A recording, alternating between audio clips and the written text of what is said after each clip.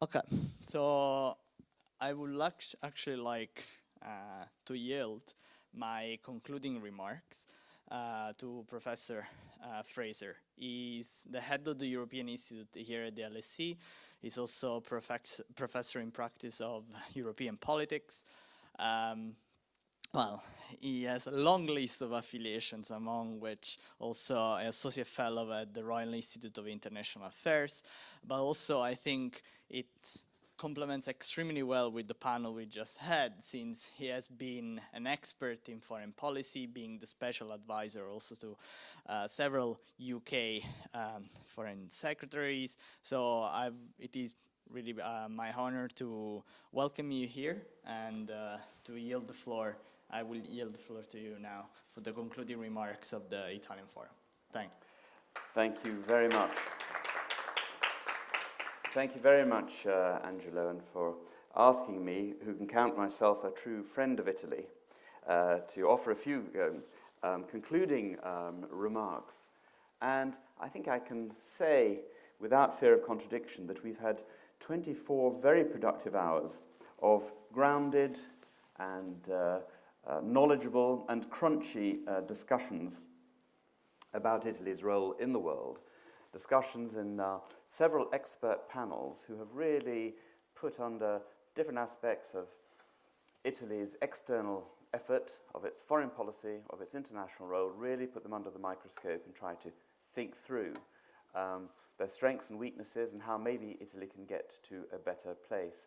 Now, to my mind, the discussions have yielded observations and conclusions which should give us grounds for optimism, because the conditions do exist for Italy to raise its game and to make a real difference in our efforts to make a better world, over and above the valuable contribution which it already makes.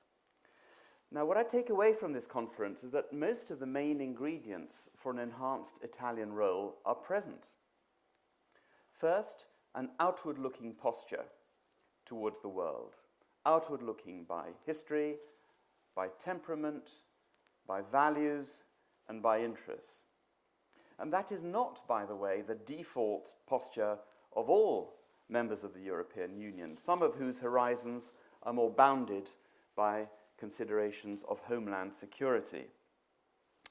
The second ingredient of Italy's foreign policy, of its global potential, if you like, is a reflex of active engagement as evidenced by Italy's reliable participation in international institutions, both in the service of human security through NATO, of which, of course, it has always been a most loyal and a very committed member, and also through the UN, and also in the service of human development, not least through the UN and its various agencies. Third ingredient of Italy's strength, I would say, is a quality press with an impressive tradition of international reportage, including in the world's hotspots, always sensitizing Italian public opinion to the challenges of the wider world and to the reality of interdependency in a globalized world. Fourth Italian asset, human resources of the first order. For example, a diplomatic service highly esteemed for its suave professionalism and, dare I say it, almost Anglo-Saxon pragmatism. But hey, isn't sapere arrangiarsi also a great Italian skill? Fifth asset, a civil society with the energy and the organizational skills which make Italian NGOs valuable partners for democracy and development and good governance in Europe's fragile neighborhood and further afield. Six positive elements, quite a list. It's quite a list. I hope you're noticing. Sixth positive element, the idea of conflict which is winnable and containable. From the first Gulf War in 1990, when Italian pilots distinguished themselves impressively, and of course many examples since then, not least in North Africa and in the Middle East. Now, the challenges Italy faces if it is to raise its game further are, of course, the same challenges which the EU and Italy's NATO partners face. They're challenges of political will and the will to close the so-called capabilities gap, including hitting the NATO target for defense expenditure of 2% of national income. Now, ladies and gentlemen, I suggest that the list of Italy's foreign policy's assets, which I've just been through very quickly, that those assets are ones which any country with serious international ambitions would be very pleased to boast. But as our discussions over the last 24 hours have shown, they're not enough in themselves.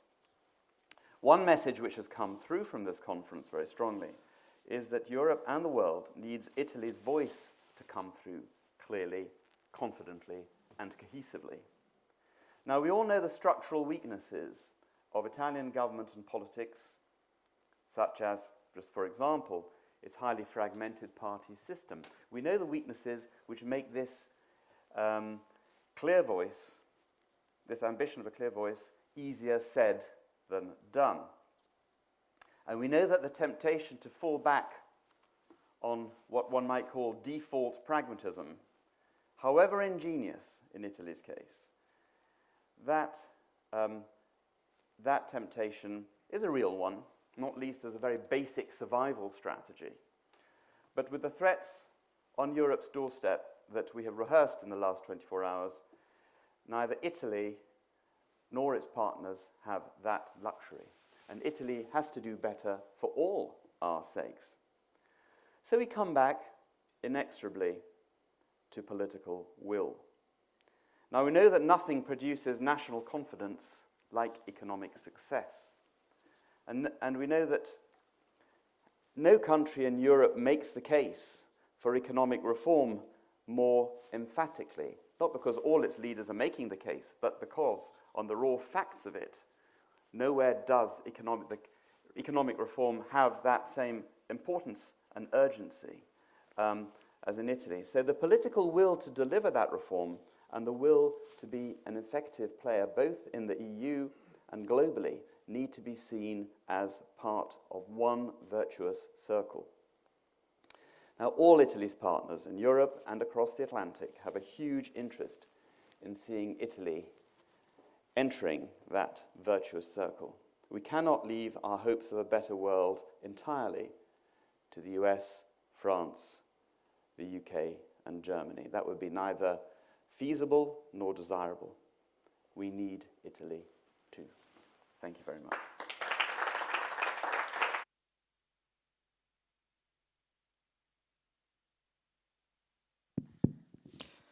So I would like to thank once again Maurice Fraser for being here.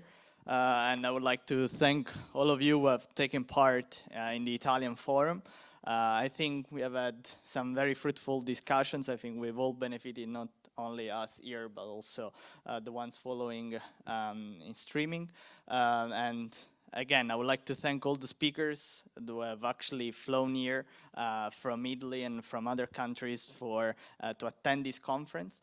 And I wish you also, I wish actually that Italy could really at some point gain again a center stage in international relations, because it has all the potential, as Maurice Fraser was mentioning earlier, and as it has been also highlighted by many panels to do so. So thank you very much again.